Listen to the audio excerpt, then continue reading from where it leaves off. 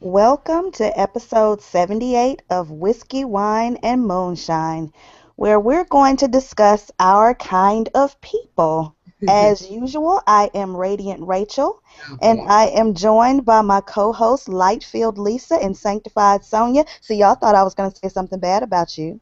I know I was ready. I was already ready with my rebuttal, I but told I you, have to look, hold it I in. told you I am filled with the light of the Lord. So, so welcome. How are you all doing? Um, I'm pretty good. I'm getting myself together. I literally uh, slid back into the room. I just got off a plane, and it's Veterans Day, and I forgot that I was literally jogging distance from a military base. Oh. So all the restaurants have all the specials and they're all packed. So my order took a lot longer than I anticipated. So anyway, I'm just getting it together. What about But y'all? what I am hearing from what you just said is that, ladies, if you are looking for men tonight, you might want to go to a restaurant or bar close to a military base. That's true.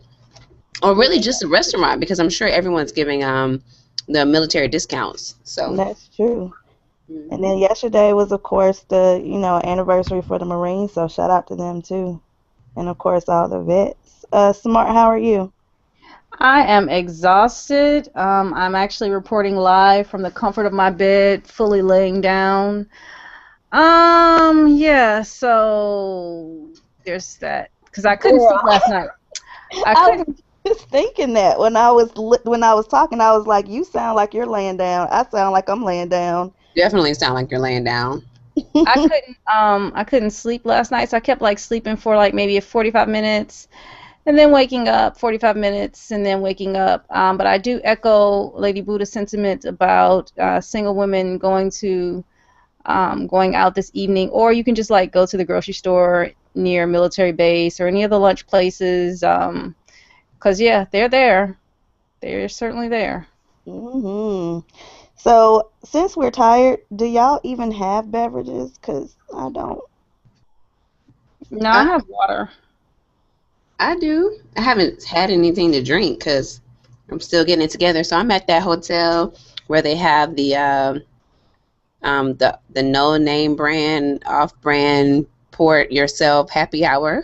Hmm. Oh, Um, but then I also, because I'm like, well, I don't know. So there's like a little plastic cup somewhere across the room of a Merlot, a no name Merlot. But then I saw a little package store on the way back.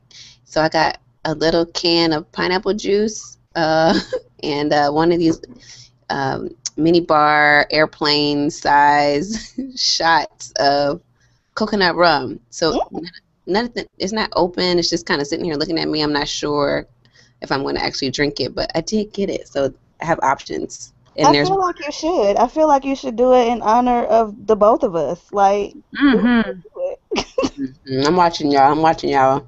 I'm it. supposed to be still hydrating from the honeymoon, but we still haven't really stopped drinking. So Good Lord. so eventually I'm gonna just be on water, but maybe not today. Yeah, let's say maybe not today. Jeffrey says that he went to Red Robin and it was packed today because it was Veterans Day. He also told us that we are looking pretty as always, but Jeffrey, no, no, no, sir. I'm chilling in a bonnet. I Uh, look pretty though. I look pretty. I'll take that. so, Thank you, Jeffrey. so he should say Lady Buddha. But it's amazing how Jeffrey knows what we look like before we even, go live. Cause yeah. Um, That's do true. y'all want do y'all want to open up the phone lines or not, or do you just want to wait till next episode? Cause I didn't sign into Skype, but I can. It's on y'all. Oh I don't no. have energy. No, I don't really. Okay, okay.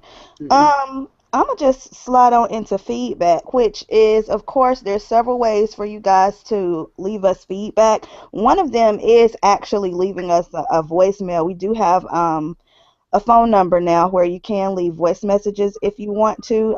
And so if you call now, it will not ring because we're not logged in. But the number is 678 I'm sorry. Let me start over. 678-701-5805. Again, that's 678-701-5805. Our email address, if you want to email us some feedback, is feedback@whiskeywineandmoonshine.com. See how easy that is?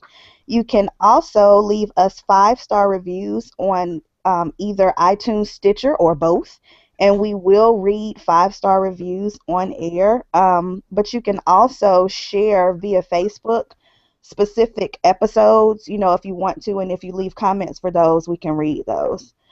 So we do have a few things to talk about in the feedback part. First of all, on Facebook, we had, of course, a plethora of well wishes for Lady Buddha's nuptials.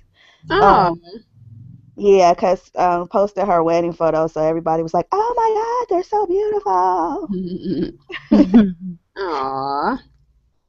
And then, Buddha, I think you put up a WordPress prompt, fill in the blank, life is too short to, Hmm. and how did you come to that conclusion? And I think I accidentally deleted Learn Traveler's comment because I saw Mm-mm. it and I don't see it anymore. So sorry if I did delete it. My bad. Lady Trojan Scooter also left a comment that says, life is too short to waste time worrying about people who show they don't care about you. And she says she realized this over the years with her personal experiences. So, I do see another one you underneath do? it. Oh, Hmm. okay, because I didn't see it. What does it say? It says, life is too short to waste time unnecessarily worrying. I learned this over time, and what a difference it has made. Does that Facebook person's name start with a U? Yep. Okay, that's Learn Traveler because I didn't see it. I saw it and then I couldn't see it anymore when I went back to copy it. Okay, so good. I didn't delete it. Woo. So, what about y'all? Life is too short to what? Yeah, I agree about the whole worry thing. Because I mean, I guess for me, one thing I rely upon, and this has been true thus far, so I see no sign of it changing. No matter what happens, I'm gonna be all right. Mm-hmm. I'm gonna be all right, whether it's immediately following an incident or a month after. The bottom line is I'm gonna be all right. How did you come to that conclusion? Was it life experience? Like, Yeah, life experience and observation. So it probably started off like early on in school because I was never one of those people who like after the test, I gotta hurry up and open the book and see whether I got the answers right. Nah, it's over with. And you know what? If I didn't do well on that test, I'll be all right because I'll just do well on the other assignments or the next test or whatever. But yeah, my life just works itself out. Hell, most people's lives just could work itself out if they make certain decisions, maybe. I don't know. So yeah, I'm just gonna be all right. So anyway. okay. Buddha, what about you? I'm gonna actually. I also posted this on my personal Facebook page, and I had a couple of responses that I'm gonna piggyback on. But one just said, "Life is too short to worry." One is, "Life is too short to hate." Um, Life is too short to not forgive people. And then the one that I really want to piggyback on is from our soror Dina. She said, "Life is too short to invest time and energy in the wrong place, job, or relationship." And I have to agree with that, partially just because, when my mom passed away, I shortly after that, I switched jobs, and as soon as I had another opportunity, I switched places um, because I felt like, wow, tomorrow really isn't promised. Life really is too short to kind of waste time if you don't feel fulfilled. So right now, that's something that I'm kind of coming back around to. But yeah, it's like tomorrow really isn't promised. So you kind of have to live the life you want to live and don't spend too much time, wishing for it or thinking about it. Do it or try. I kind of think my answer maybe combines the two of you all's. Mine would be life is too short to measure my happiness in comparison to other people's or the world around me or whatever, because I think when I was younger, I used to goal set, but I would goal set in comparison to other people. Like what should a 25-year-old be doing right now, or what should they have accomplished, or X, Y, and Z. But life is too short to do that because you almost miss living when you do. And so that would be mine. So Mm. yeah. I would like to add another one. Life is too short to suffer through unnecessary discomfort. Mhm. And so that whether it is, and I think we've talked about this a little bit, whether it's a job, a life choice, moving someplace, I think that a lot of people have gotten it into their minds that they have to suffer, and then when they get that little break, they think it's their reward and that it's far more glorious than it really is. But they only see it as glorious because they've conditioned themselves that suffering is a normal state. So even the slightest bit of reprieve, they think, oh, this is great, when it's kind of not. I mean, and a lot of times the universe, when you're suffering, the universe is telling you you're doing something wrong. Yeah. Mhm. Yeah. Mhm. It's you're going against what the universe actually wants for you. Mm-hmm. Because the universe doesn't want you to be sad and depressed and suffer and go through strife or whatever, no matter what other people tell you. Because Right. everybody always gives, it seems like everybody gives that, oh, you must have struggle before you have this. Not all the time. Not all the time. Sometimes you can learn from other people's experiences and bypass some sort of struggle because you like, I'm not doing that. Or you make pointed decisions to bring you to a certain place. So struggle is not always necessary. Mm-hmm. So Amen. yeah. Mhm. Or um non-productive struggle. yeah, Mm-hmm. yeah. Yeah. Because Or sometimes it can be hard work, but just the idea of struggling when it's paired with suffering suffering, kind of that's on it. purpose. Yeah. Not necessarily struggle, because struggle can be training for a marathon. Yeah. But Yeah. unnecessary suffering, saying I have to starve myself to do whatever, it's the suffering part. What do they say? Pain is inevitable, but suffering is optional. Yep. That's a Yep. phrase. Yeah. So we do have a couple of comments from our YouTube mini cast that Smart and I did on street harassment. The first one was from Mobile Greek, and he says, "Hey ladies, great show as usual. The street harassment topic has gotten out of control on both ends of the argument. That's why I firmly believe in online dating. If you weed out all the BS and the catfish, quit giggling, you can have a very pleasant experience and an opportunity to meet great people. I met my wife of 5 years now online, and we now have a 3-year-old, and we are very happy." What's the giggling about? Who's the person who wrote that comment? Mobile Greek. Oh, He's okay. yeah. Your mobile Greek go hang out and give some pointers to Chris. I was thinking that when Oh, I saw y'all ain't shit. No, I don't I mean was it in a thinking bad that way. I'm though. just giggling because it's just kind of like, I mean, online dating works for a lot of people, but he's really struggling with it right now. So, I'm not doing shit for Chris until he stops bad mouthing Girl Scout cookies.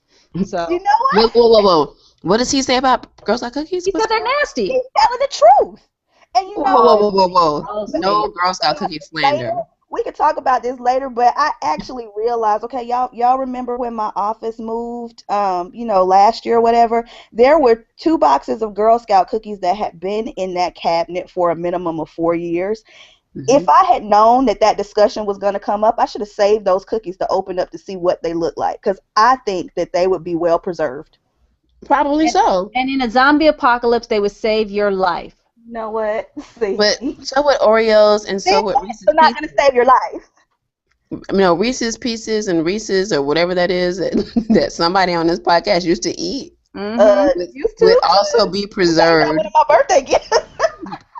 It would also be preserved for 4 years. It would also But look these the same. are cookies. We're talking about like We're cookies. talking about all the preservatives that go into the nasty food, the way we process it now, or food stuffs. Listen, I have had a beef with Girl Scout cookies since they changed the shortbread recipe. The shortbread, Oh, yeah, I've been anti Girl Scout cookies, so that's been since I was like 9 or 10, because they you really need messed to get up the on the recipe. Samoa tip. That's what your problem is. No, It's all been revealed now. how do we even get here about Chris Talking about Chris. and this online dating? Yeah, we might have to hit him up on how to successfully weed through this online Nope. dating Mm-mm. experience. Nope. Nope. Anybody who hates Girl Scout cookies doesn't deserve anything. Nope. I mean, it's funny he said that about like weeding out BS or whatever, but I do want to say, just in all honesty, online dating isn't going to protect women from harassment At because all. you're right, because some dudes will still be crazy. And then, the thing that scares me about online stuff is like if people find out your government name or, whatever, you'll be surprised at the lengths that folks will go to. And especially since, by paying 19.99, you can Mm-hmm. pretty much, find out anything. It can get scary because there are crazy people out there. Mm-hmm. But if Chris is willing to retract his statement about Girl Scout cookies, we might have to. The But only way. Only way. Chris can also date online without being on an online dating site. So there's always that. We'll have to table that discussion. Have Okay. it with Chris. Mhm. Okay, so there's another topic, Mhm. and I kind of wish we were on camera for this. No, you don't. No, Not you too don't. late. It's not too late. no, mm-mm. It's too late. I would want to see Miss Smart's face as I'm reading it. Okay, so I'm just gonna say this is Anthony. Uh-oh. Anthony said, I've come to find out that a lot of women have had bad experiences with men in general. So when males approach them in the street, they will be scared off top, not simply because the man is intimidating, but because they are thinking about the prior bad experience. I think the street harassment discussion should focus on that as well, rather than just labeling any guy who approaches a nice young lady on the street as some type of harassing monster. Well, how about Well, this? We just mm, said this. You can learn from I keep saying, I've not really experienced this because I don't walk so much, but I've learned from other people's experiences. I don't need to get slapped for not giving a man my phone number to know that it's very possible. I didn't even need to see that video of that woman getting snatched and after she like appeared to shake his hand to know that people mean me harm. I don't need to have a bad experience on a street corner to know what the deal is. Here's my thing. First of all, I cracked the hell up at the approaches a nice young lady on the street. Because here's a pro tip, Anthony. Most women don't want to be approached on the street because they're pretty much trying to get from point A to point B, and amen. they do not know you. So yeah, it can be annoying, and sometimes, depending on how persistent the dude is, it can be intimidating because as a woman, you are expected to stop and make sure that that guy's ego is soothed by having that conversation because you don't know this dude. You don't know what's getting ready to happen. So even when some of them try to gracefully exit, some men will continue to try to engage the woman because she has been nice initially. So yes, that does lead to bad experiences. So no, this any guy approaching a nice young lady is not a monster thing. That may be true, but that is annoying as fuck. And that does not mean that you cannot greet a person. But if you're approaching a woman on the street and you're hearing, if this is you, Anthony, if you are approaching women on the street and you are hearing overwhelmingly from women that they are uncomfortable with that method, just cut that shit out. Like, Right. just so, okay. That's This reminds me of an article that we talked about. I mean, at least a year ago, I think. Schrodinger's rapist, also known as A Guy's Guide to Approaching Strange Women Without Being Maced. And, we can put this somewhere, showcase, or wherever it is that we can put articles so that people can read it. But, mm, she spends a lot of time talking about, the fact that, you know, just what he said, that women have different comfort zones, and it's not up to you to determine what an individual woman's comfort zone is. And so you have to, if you decide that you want to approach a woman you don't know, you have to realize that she may or may not be receptive to you, and that's okay. And right, so because based on if her you reaction, you need to step off. Or if she gives you some encouragement, which you need to be clear that it really is encouragement and not just kind of, a passive, whatever. If she gives you some encouragement, then you can continue. But, you have to kind of learn all of those cues as well. But it's not just we have to assume that, the man is always in the right, and how else can we, whatever. You just have to be open to the fact And you that y'all can't have learn from those cues if you're saying, stop saying that every guy's a monster, if people are saying repeatedly that they don't like this behavior. Like Right. you're not learning from the discussion Because because you you're know what? Here's the thing. So if a grocery store keeps putting, I don't know, what is it, candy corn flavored Oreos on their shelves and nobody buys them, that grocery store is smart enough to take them off the shelf and stop trying to push them down people's throat.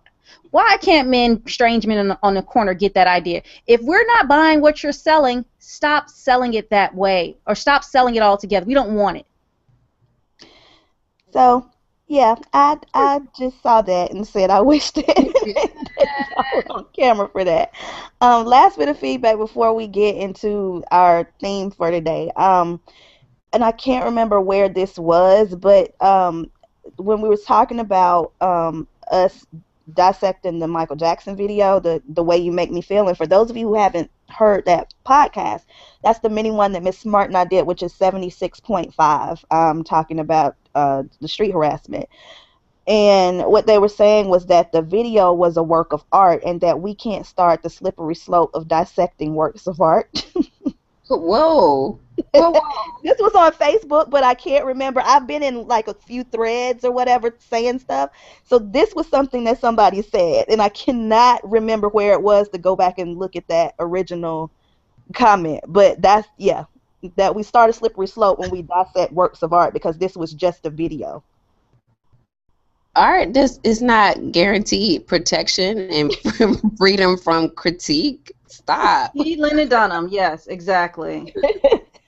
And I'm thinking, so we shouldn't go back and watch that. Remember when the three of us saw that Betty Boop cartoon where she almost got raped? Like, should we not talk about that because it's a cartoon and it's a work of art? Or should we not go back and realize R. Kelly was thinking about having sex with young kids? Because, I mean, where do we not? Or even, when we start realizing that some of these romantic songs that we thought were really cute were actually about craziness, like, should we not talk about that because they're works of art? Like, And what's that Christmas song where I'm trying to it's that's cold what I was outside? thinking about, right? The date rape song. I mean, let's be some critical thinkers. We talk about the fact that they teach us in school not to be critical thinkers, and here's someone agreeing wholeheartedly. No. When you encounter art, which is made by human beings who have thoughts and opinions and experiences, that you shouldn't approach it as another human being who also has thoughts and experiences. So yeah, it's not free from critique. I'm so sorry. Right. And you can choose that if you don't want to critique it, that's fine. But it's not really, good advice to just say we should just enjoy everything uncritically and never think anymore just because it's entertainment. No. Yeah, my brain doesn't mindlessly work like that, so I can't just push that all off to the side like it happened. And that's part of the thing too, is actually you can get into really good discussions on, look at how, I think Smart and I actually talked about it, like how when we saw that video when we were younger, nobody even thought to consider that this might be a little crazy. Right. And now that we're older, we're like, hey, wait a minute, let's talk about this. So you can actually use that as a guide to how society's changing. There are a lot of intelligent discussions that you can have about, and I'm putting in quotations, works of art, And you can still listen to them and enjoy them. That doesn't say that I'll never listen to The Way You Make Me Feel again, or never watch the video again. It doesn't mean any of those things. It just means that I can have an opinion about it and realize and see it for what it is, or see it through a different lens. Yep. So I don't have a fancy segue into our theme, but it is our kind of people. And so we said, we actually were talking about the Lawrence Otis Graham Washington Post article, and we started thinking about just a lot of things that can go into choosing your peer circle, your upbringing, like how much does that protect you against reality happening to you. So I can't remember. Oh, I put it in the showcase, but I didn't put it in the actual chat. But we'll link to it on the show. But basically, he's the author that actually wrote the book Our Kind of People, about society's black elite or whatever. But he wrote an article saying, I taught my black kids that their elite upbringing would protect them from discrimination. I was wrong. Mm-hmm. And just to kind of summarize the article, he he and his wife are both Ivy League undergrad and graduate degree, alumni. Um, they live in a liberal New York suburb. They have an apartment on Park Avenue. Their three kids go to private school, blah, blah, blah. In July, his 15-year-old son called from an academic summer program at a boarding school and said that as he was walking across campus, a gray Acura with a broken rear taillight with two men in it leaned out of the car and said, "Are you the only nigger at Mellon Academy?" And his son was very polite and said his reaction was, "I'm sorry, I didn't hear you." And then the man said again, "Only nigger." And so the son dropped his backpack, stepped back from the car, the guy sped off or whatever, and he, kind of recounted that story, and he was traumatized by it. He called his dad and it was like, "Why would they do that to me? They don't know me." This was in the middle of the afternoon, so forth and so on. And it was almost like a wake up call, I guess not for just for the son, but for him as well, because he felt like he had done all the right things to raise the kids and realized that they're still going to have these moments. Mm-hmm. So we kind of got into some discussion over that, but I think some of the things that we talked about was even the ways that the rules that they came up for the kids. Mm-hmm. So, I'm scrolling down trying to find them. Mm-hmm. Oh, here you they see are. them? Mm-hmm. There was a lot of them too. There were at least 9. And basically, they had all of these rules, and it wasn't just for the kids. From what here's something else he said was that the goal in mind that he had as he raised his children was that he assumed that privilege would insulate them from discrimination. Right. And that Kind of like Bill Cosby. yeah. And he said that it wasn't just him that did that. Actually, with their peer group, they kind of had classes with the kids to teach them certain things. They put in, this is a quote from him, "We outfitted them in uniforms that we hope would help them escape profiling in stores and public areas. Pastel colored non-hooded sweatshirts, cleanly pressed, belted non-baggy khaki pants, tightly laced white tennis sneakers, topsider shoes, conservative blazers, rep ties, closely cropped hair, and no sunglasses. Never any sunglasses." Mm-hmm. Also talk to them about how they are approached by authority figures. Always zip your backpack when you go into the store, or leave it in the car so you're not suspected of shoplifting. Don't leave a shop without a receipt so you can't be accused of theft. Don't go for pleasure Don't go for pleasure walks in any residential neighborhood after sundown. Never carry any dark colored or metallic object that could be mistaken by as a weapon. If you must wear a t-shirt to an outdoor play, event, or even a public street, it should have the name of a respected and recognizable school emblazoned on its front. So I mean, there was a lot that he tried to do. Well, so right above that, when he said, and you brought this up earlier, "I was certain that my Princeton and Harvard law degrees and economic privilege not only would empower me to navigate the mostly white neighborhoods and institutions that my kids inhabited, but would provide a cocoon to protect them from the bias I had encountered growing up." And we've talked about this before on the podcast in terms of the fact that people don't have coping strategies right now. Right. And it's because that, elders who grew up, or one of the reasons I think is because elders who grew up experiencing things either hid it or don't talk about it or they're ashamed of it or whatever the thing is, and so don't give their children the opportunity to get the resources or gather the resources or wherewithal to be able to live in the real world. Because despite the fact that even if you were able to provide a cocoon in this, your immediate surroundings as they're growing up, at some point they do still have to enter the real world. Mm-hmm. Yeah. Oh, go ahead. I'm sorry. Well, I mean, that's just the main thing. It's like that child was really traumatized, or seemed he he seemed like he was really traumatized the way he described, his son not being able to, walk in the same spaces or not, walk unescorted places anymore and all this kind of stuff. And it's like he created that trauma by not sharing his own experience. So what were we going to say, Mr. Yeah, Wright? have you guys read the book Our Kind of People? Yeah, I have. I have not. I vaguely recall him having more of an issue with his general blackness than really how his kids are treated. Because if I recall, because I haven't read it in a while, he was saying in the book about getting his nose done and not getting too much sun and all that kind of stuff, which to me says, his issues are with, in general, being black, not just necessarily with how non-black or even black people will perceive him. And it's interesting to me that, I will be honest, I didn't read the article because I was like, okay, he's absolutely crazy. Somebody needs to hug these kids, because basically that little group that they had was doing the same thing that parents down in Berry Farms do.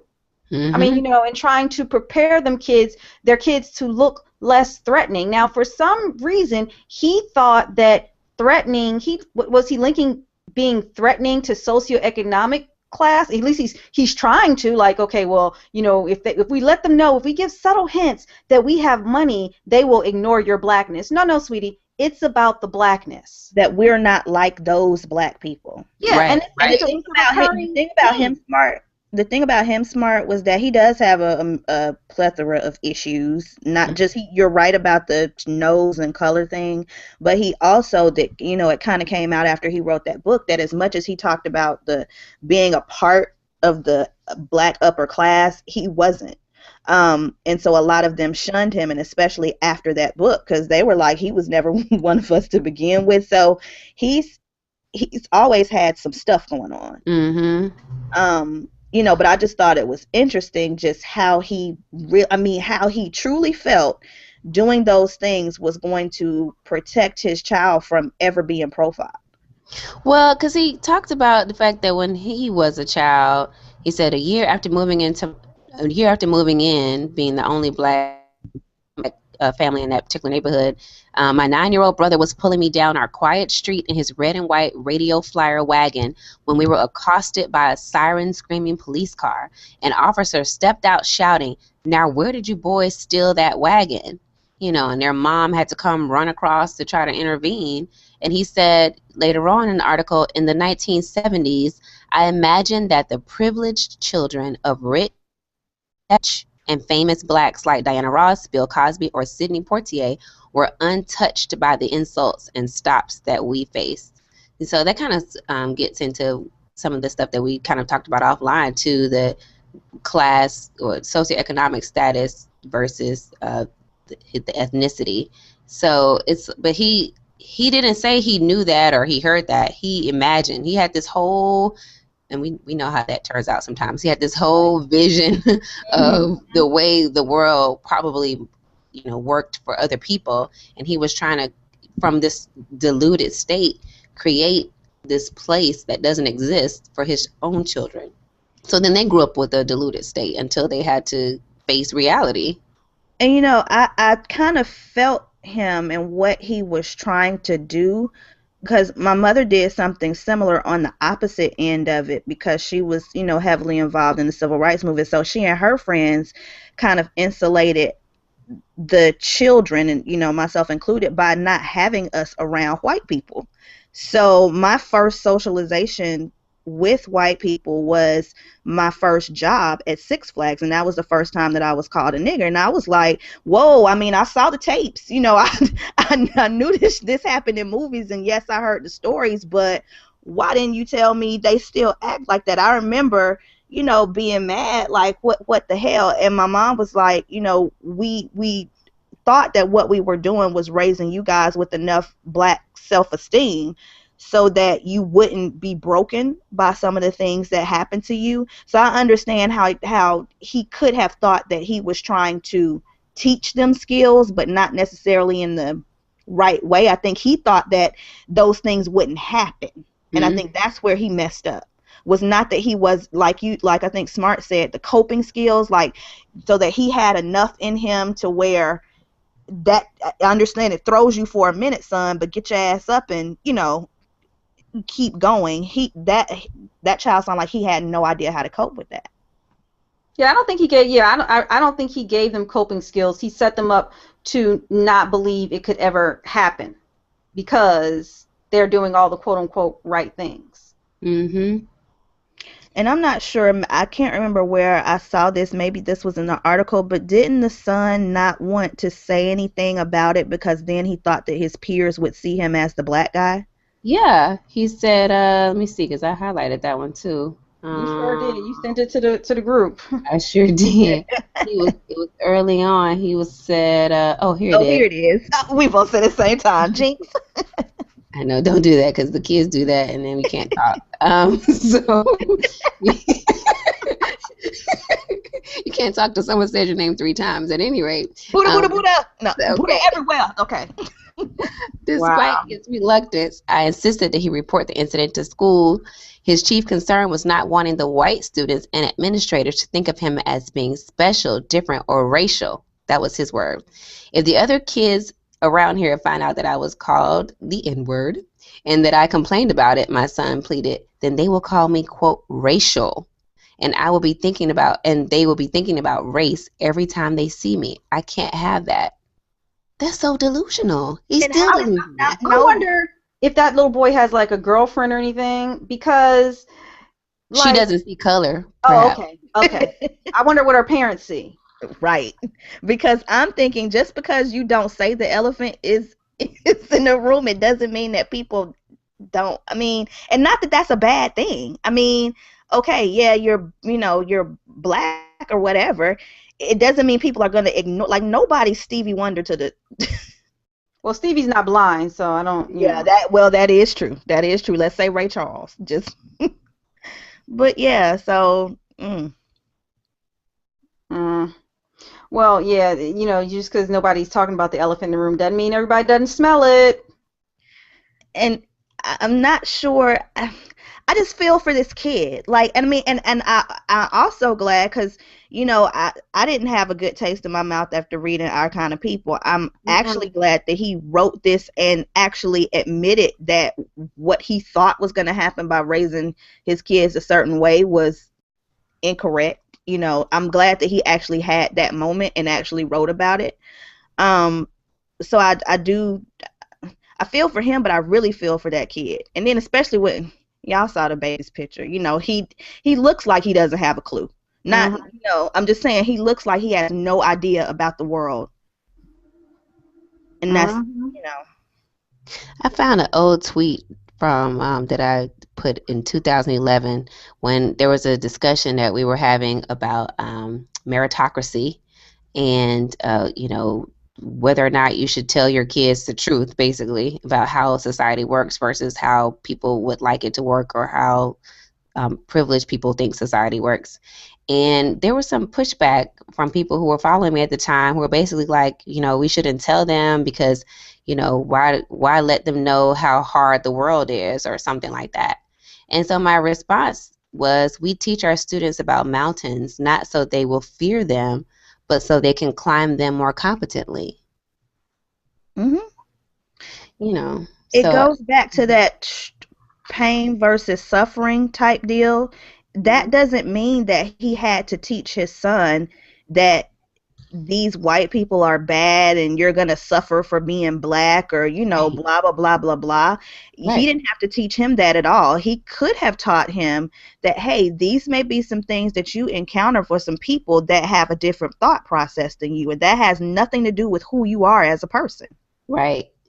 Right. There's a book that we read some years ago in book club. I think it's called Plum Bun. And this it's basically about this young lady who moves off to the big city and pretends to be white and just the different things that she goes through. And one of the characters, a black character, says, know that you're black, but being black is not a hindrance in and of itself. Right. How other people see you, you can accept how other people are going to see you, but it doesn't necessarily have to hinder how you see yourself. I think I'm paraphrasing there. And I think when parents or teachers frame, oh, the quote unquote mainstream world or the white world sees you as this, it's important that it's done in such a way that, okay, yeah, that might be how they see you, but here's how I see you, and and help the child to see themselves through their own eyes, in a more positive light. Exactly. It's the same thing with that's why I always have a problem with when people identify being a woman with having women's struggles all the time, or having to be seen as mules, and all this, victims, and this whole thing. Yes, there are things that we encounter that we have to fight against every day. Does that mean that you can't have a quality, fulfilled life, unencumbered, free, powerful, fearless, feminine? I mean, does that mean that you can't have those things? Absolutely not. Yeah. Right. I'm just giving you all the context so that you know what you're walking into, so you can be ready. So that you know how to kick it down. Like, yeah. Neo, or Last Dragon, that shit. Not so fall. Like, I totally was thinking Coward. Neo the singer, but okay. Yeah. So yeah, not cower. I mean, it's really what it boils down to. But you don't have to choose. It's not. So it's back to you can teach them the fact that it may not always be easy, and you can still be awesome. And here's how. So speaking of still of this our kind of people thing, and thinking about our real kind of people, because we said we were going to talk about friendships, relationships, and that kind of thing.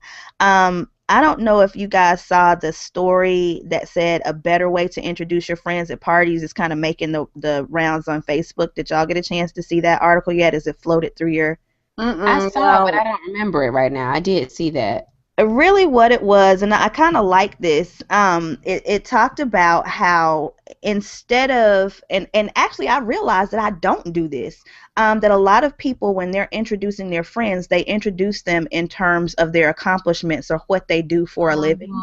And instead of doing that, to introduce them in a way that you see they have value to you. For example, and I think, like, when I think of you guys, I never talk about what you do or what degree you have, or or degrees, hell. I'm always like, this is my sun goddess, and this is my, and you know what, I followed Miss Smart because she was right. It was all those things that I admire about you guys, and they said that's how you should introduce your friends, so that people know just how badass they are without the titles and the the other stuff. But doesn't that take being able to value your friends from that perspective? I mean, you know where I live, so a lot of introductions do start off with that. What do they do, and basically how they can help other people. So I think a lot of friendship circles aren't really based on things outside of resumes. Which brings me to my question that I was going to ask you guys. What are, and I'm saying this for you guys because everybody's is going to be different. What do you think the 3 most important qualities should be in selecting, like, your friendship circle, or who you bring into the fold? Like, what do you think that the 3 most important qualities should be? Let's see. Obviously, they have to be attractive. No, just joking. I don't know. I tend to like people who make sense, and we don't have to actually share the same opinions, but like make basic sense. Because after a while, I mean, like, yeah, I need you to make sense. That's one. At least for me. People, what they should, I don't know. I mean, I think it may change based on different points in your life and different friendship circles. Like, you may have, your circle of friends that are your social people. Then you may have the people that lift you professionally. Then you may have people who lift you emotionally.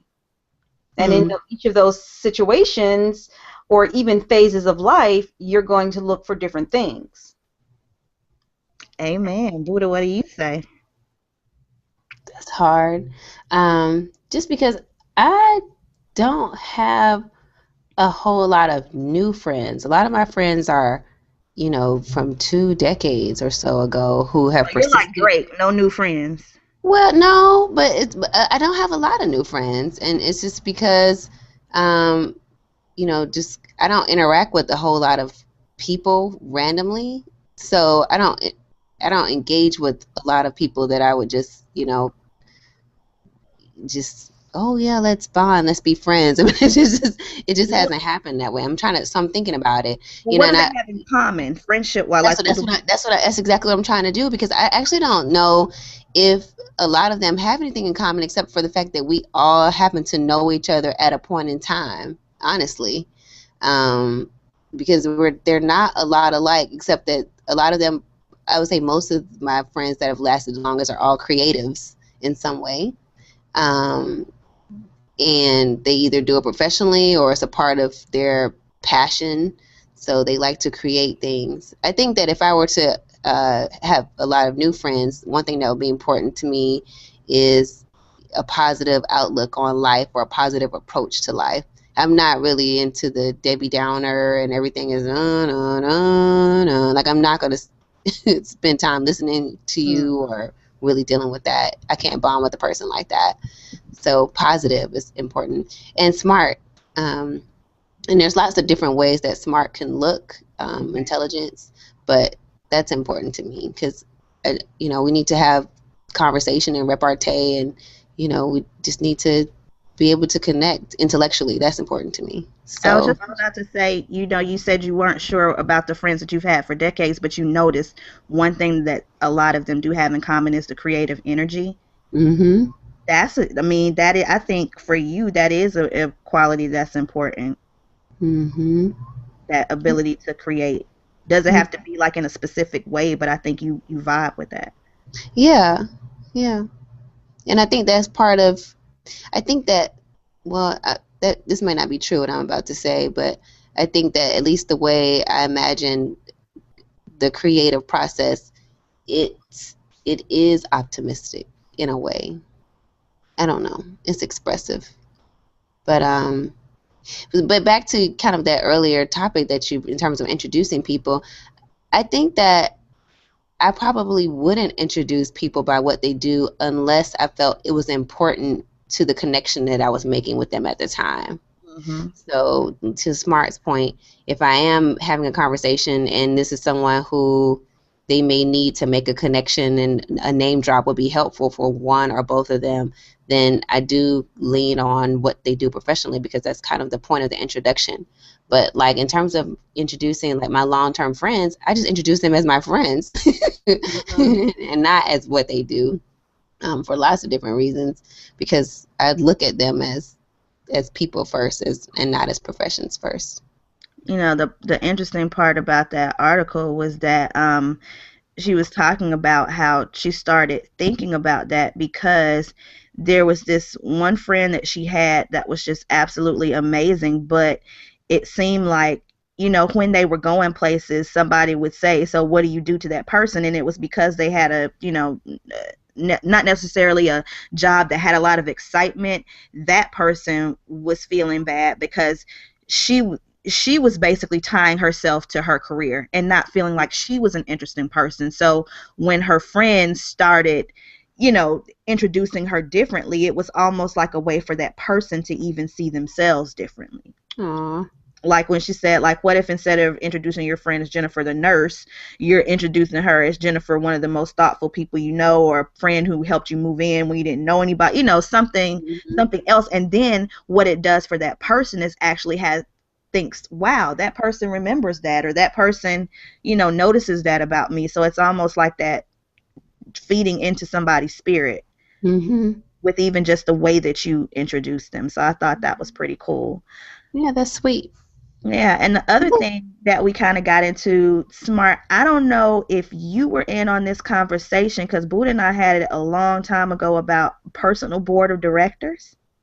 Yeah, I don't think so. If my memory is real, if I I was, don't, yeah, I don't think we were all on WhatsApp at that time, but there was a time a few years ago that I think I wrote a blog post about basically being in the middle of needing to make decisions or needing to, do whatever. And I think I was saying something about I was starting to see myself as just, like see myself as a corporation or see myself as whatever.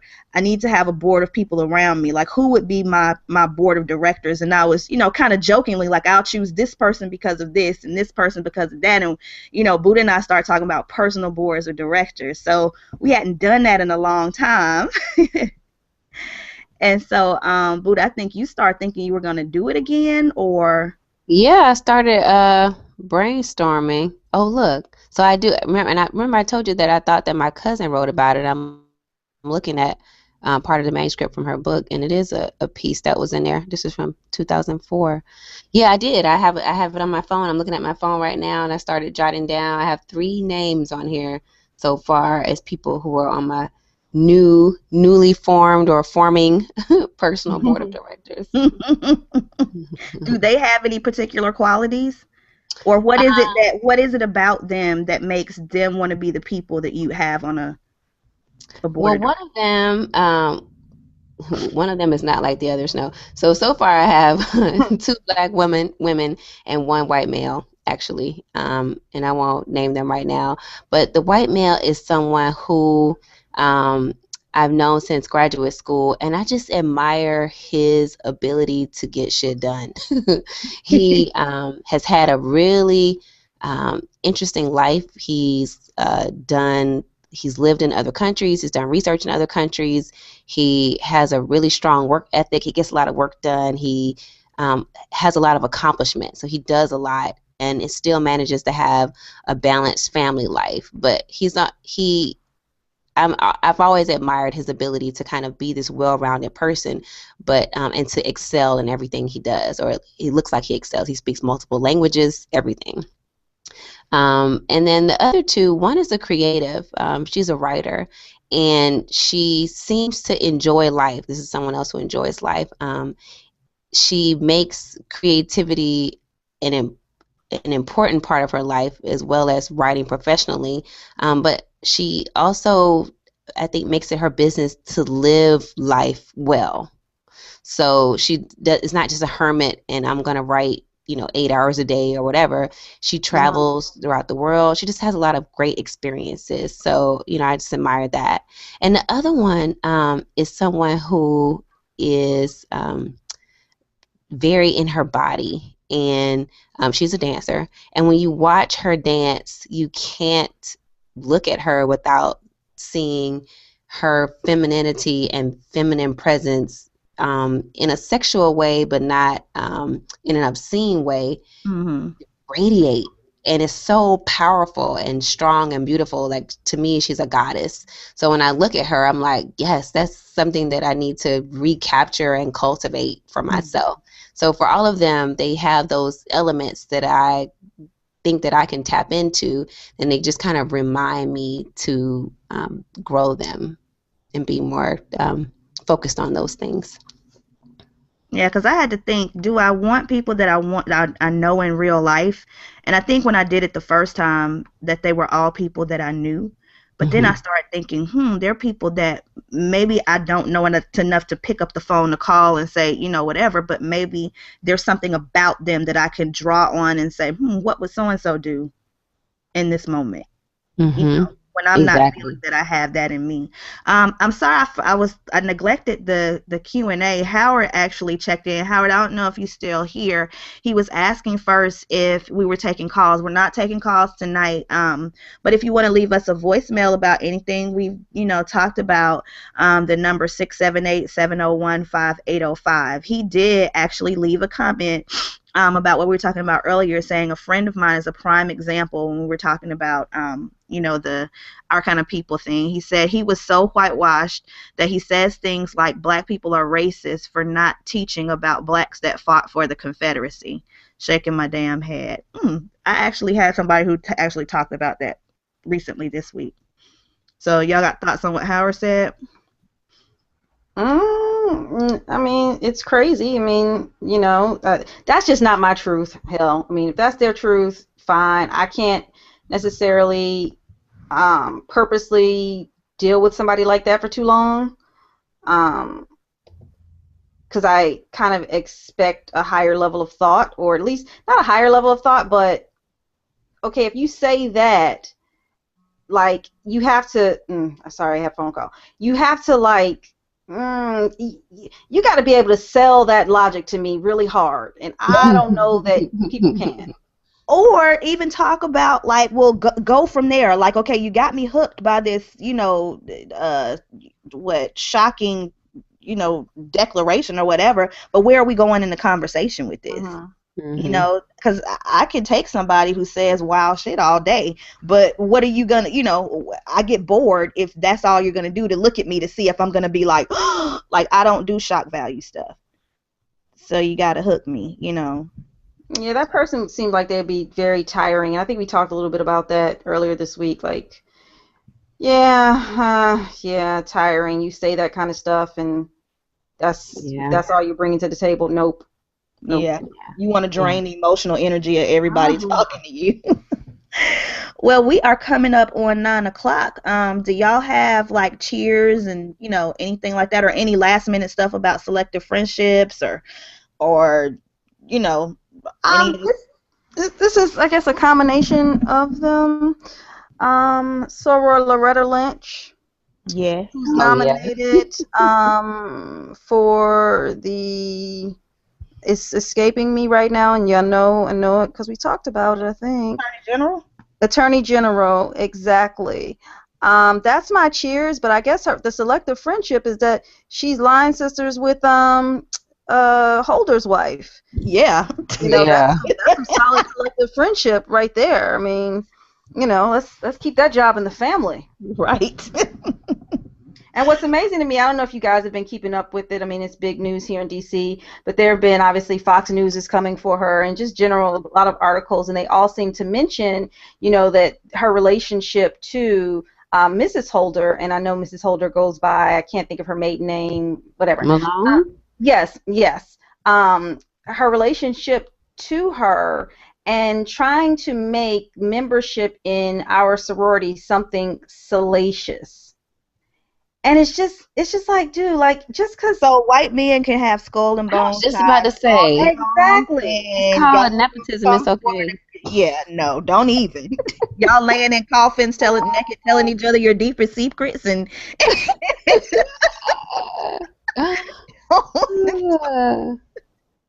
Don't even. Okay, well, I'm sorry, but nah, they're not gonna do that. Yeah. But Smart, tell them where they can find you. You can find me at think_P_smart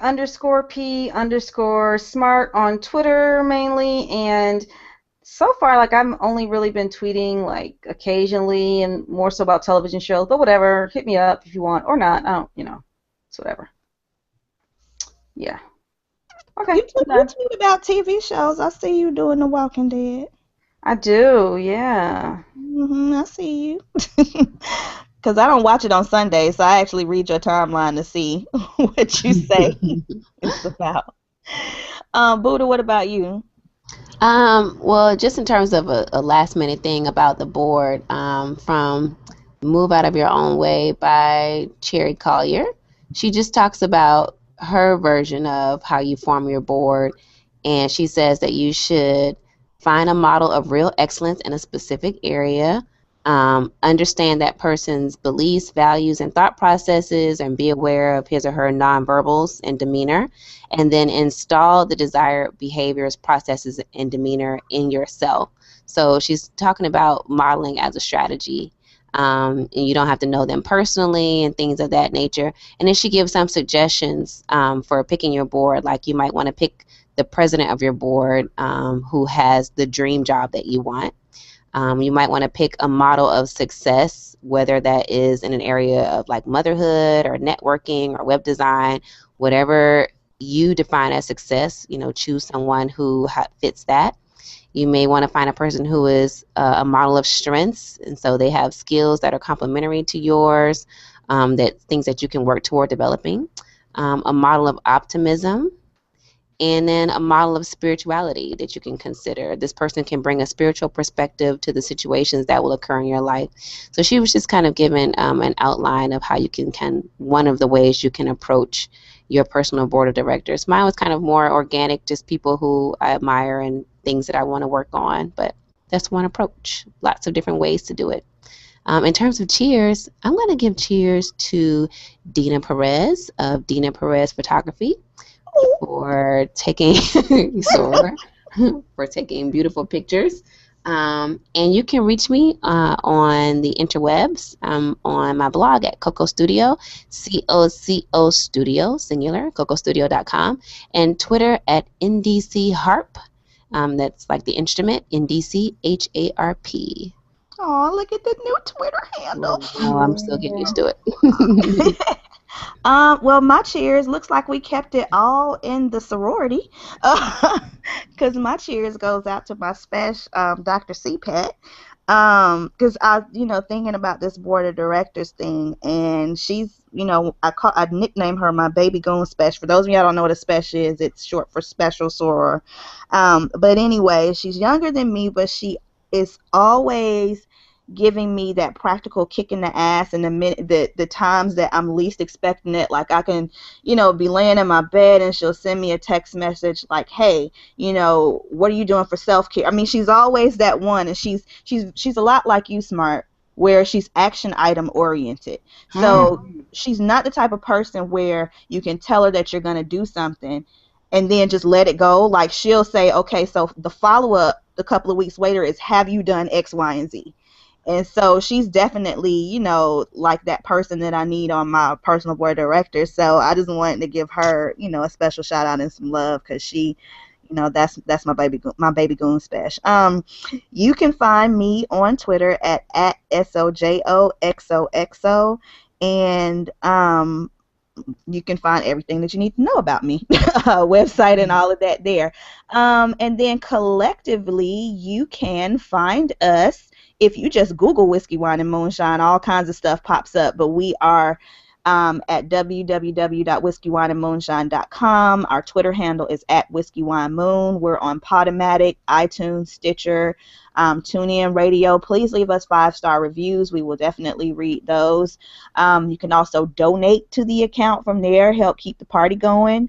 So that's pretty much it. Oh, wait, where will we be on Sunday at 6 o'clock? Oh, Sunday at 6 o'clock, we will be hanging out with Chris on the on the Insanity Check. I'm not sure if there's going to be a big throwdown about Girl Scout cookies. I don't know what's getting ready to happen. Or online dating. I hope that we're going to talk about online dating, because we got to get some more OkCupid stuff from him. But we will be on the Insanity Report this Sunday at 6. So y'all hop on over to Spreecast and, and catch us there. And then I guess that's it for tonight. We will see you guys next week, same time, same place, 8 o'clock on Tuesday. Good night, everyone. Cheers. Cheers. Can we get a live cheers from Miss Smart? Cheers. Cheers. Woohoo. Yeah. She said woohoo. Bye, y'all.